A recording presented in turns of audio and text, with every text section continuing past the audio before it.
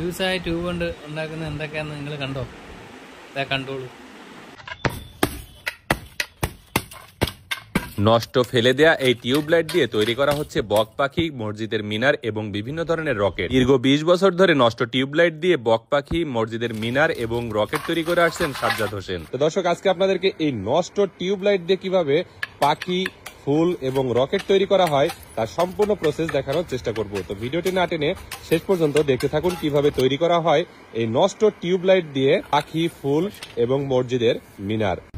এই বাদদা টিউবলাইট ভেঙে আমি এইগুলো দিয়ে কাছের মিনার বানাবো, মসজিদের শোপিস বানাবো, ফুলদানি বানাবো, কাছের বক পাখি, এইগুলো আমরা করবো। বড় রাজহাঁস পাখি বানাবো।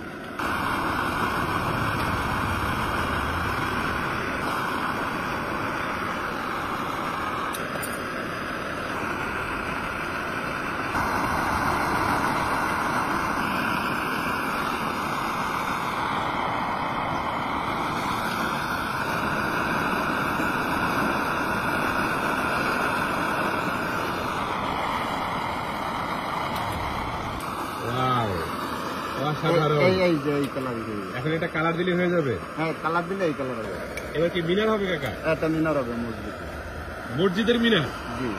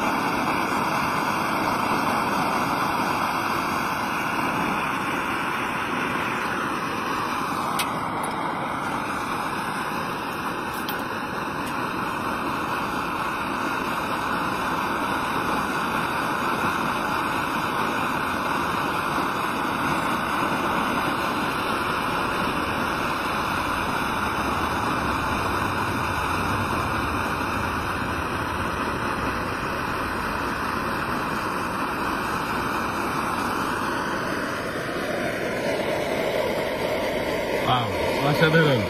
কি মসজিদের মিনার কাকা? হ্যাঁ, এটা ছোট গম্বুজ, মসজিদের উপরে যেটা থাকে সেটা। আচ্ছা আচ্ছা, তাহলে একটা সুন্দর করে শোপিস বানাই দেন। আচ্ছা।